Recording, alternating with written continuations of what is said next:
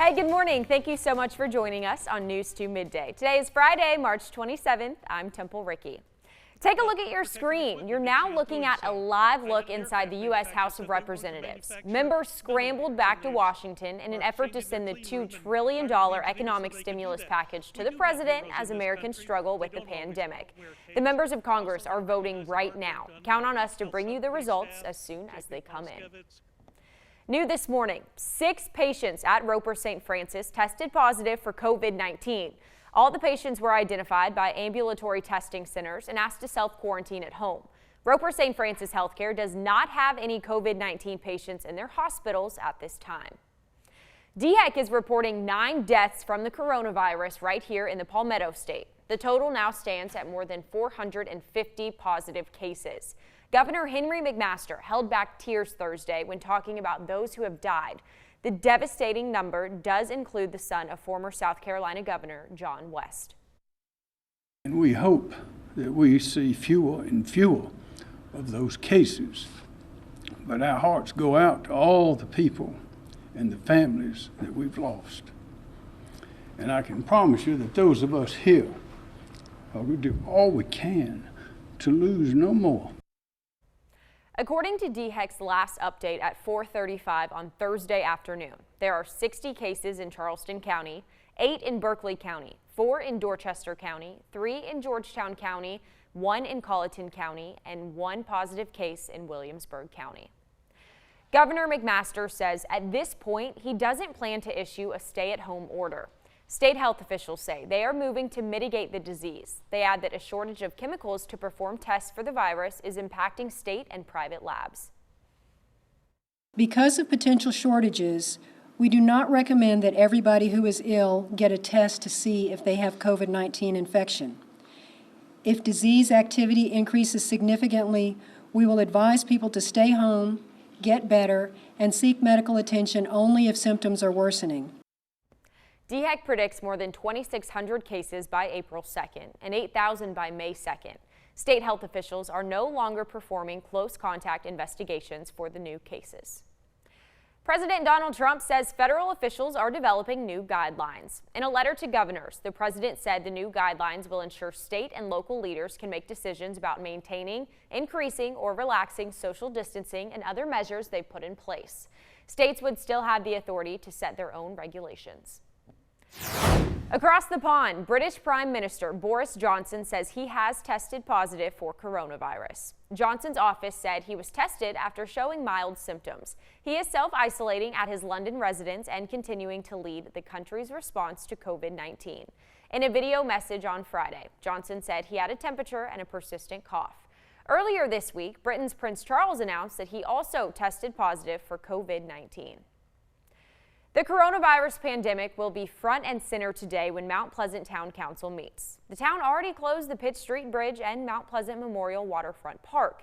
News 2's Taylor Murray explains that Mayor Haney supports a stay-at-home order for Mount Pleasant.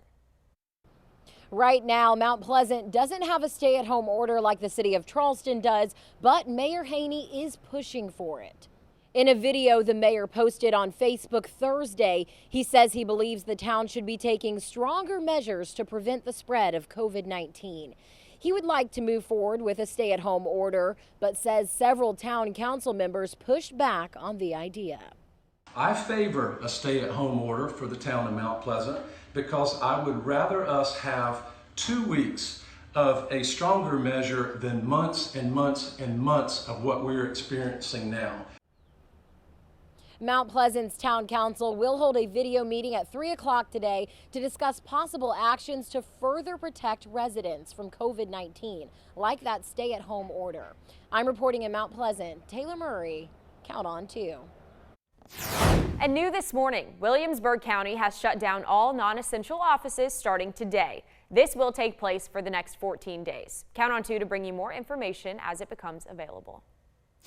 The pastor of Seacoast Church says he tested positive for COVID-19. Josh Walters says he learned about his test results earlier this week. Seacoast has 14 campuses around the state, including West Ashley and Mount Pleasant. The churches, like many others across the state, are not holding in-person services at this time. Starting at 6 o'clock tomorrow morning, only mission-critical personnel will be allowed on Joint Base Charleston. Anyone who normally has access to the base will be allowed to get on Saturdays and Sundays. The goal is to limit the exposure of COVID-19. Right now, the 628th Medical Group and Naval Health Clinic Charleston are only scheduling appointments for acute care needs and refilling prescriptions. You can also bring in new prescriptions, but you should expect a longer wait. Base officials are asking that you call your off-base provider ahead of time to lower the wait times. 2 months of emergency SNAP supplements are on the way for recipients in South Carolina. This is thanks to a federal waiver. All households will get the maximum benefit amount based on the size of their household. If you already get that, you will not receive an emergency supplement. Anyone who has already received March benefits will see the additional supplement on March 28th. Newly approved SNAP cases will get the maximum allotment for March and April. Gun stores are seeing a spike in sales during the coronavirus. The Brady Group, which aims to end gun violence, says gun sales went up 500% in South Carolina in this past week. State Representative WENDELL GILLIARD says it's everyone's responsibility to store and use guns responsibly. Don't wait until it knocks at your door.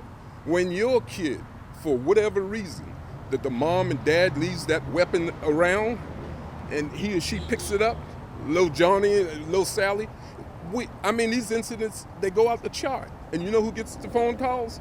We do. Upset mother and father. Gilliard also stressed that he's worried that guns could end up in the hands of abusers. If you're in a situation, we have resources for abuse victims posted on our website. You can head to counton2.com. Georgetown deputies arrested an Andrews man for burglary and looting during the state of emergency. 32-year-old Timothy Lambert Jr. is now behind bars. Deputies say they found Lambert inside a High Market Street home Thursday with jewelry that belongs to the homeowner. Authorities say it started with the homeowner contacting them about an alert from their security system. According to new CDC guidelines, hospitals should consider separating new mothers who have the coronavirus from their newborn babies. The goal is to make sure that the babies do not contract COVID-19. The CDC notes the mother should be involved in the decision and that health workers should discuss the health risks and benefits of separation with mothers. Some expecting mothers are concerned interrupting mother-child bonding will have a negative impact for the child. BILO is installing plexiglass partitions at all registers, service desks, and pharmacies. The company says they will be in by April 3rd to prevent the spread of COVID-19. BILO is also implementing social distancing protocols with markers, so you have to stand 6 feet away from others. And if you're in the market for a job, the company is looking to hire anyone affected by restricted hours and layoffs. Today is the first day for vulnerable adult hours at businesses in Walterboro. Mayor Bill Young says this hour is the first one when stores open.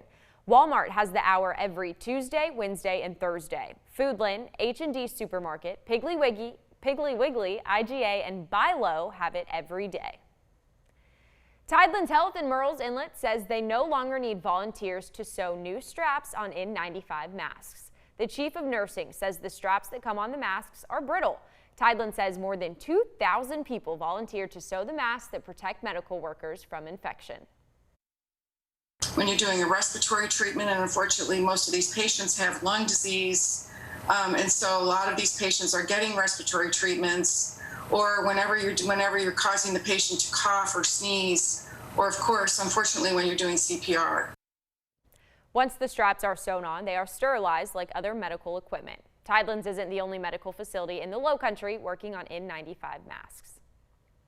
Biomedical engineers and tinkerers at MUSC are working to make the masks from 3D printers. This is a really cool story. A team with pulmonology doctors with MUSC and 3D printers, courtesy of West Ashley High School, came together in a matter of days. They developed the self-assembly filter for emergencies for safe cartridge systems. The Charleston Police Department tweeted that officers are doing what they can to protect themselves and the community. Take a look at that picture. Officers have personal protective gear, including gloves, hand sanitizer, and masks. While officers are not directed to wear the mask through their shifts, they are encouraged to practice proper safety protocols. How to treat your coronavirus symptoms when you are in self-quarantine. What doctors suggest coming up. Plus, unexpected body aches from working at home. How to keep your neck and back in tip-top shape. We have that story after the break. Now, Count on 2, live and local in the Lowcountry. This is News 2 Midday. Hey, good morning. Thank you for joining us in our extended half hour of News 2 Midday. Today is March 27th. Happy Friday. I'm Temple Ricke. We're taking a live look now inside the House of Representatives. Members scrambled back to Washington in an effort to send the $2 trillion economic stimulus package to President Trump as Americans struggle with the coronavirus pandemic. The members of Congress are voting and discussing right now. Count on 2 to bring you the latest results as they come into the newsroom. Now, new at midday, 6 new patients at Roper St. Francis have tested positive for COVID-19. All the patients were identified by ambulatory testing centers and asked to self-quarantine at home. Roper St. Francis Healthcare does not have any COVID-19 patients currently at their hospitals at this time. DHEC is reporting 9 deaths from the coronavirus in the Palmetto State, and the total stands at more than 450 cases statewide. Governor Henry McMaster held back tears on Thursday when talking about those who have died. The devastating number does include the son of former South Carolina Governor John West.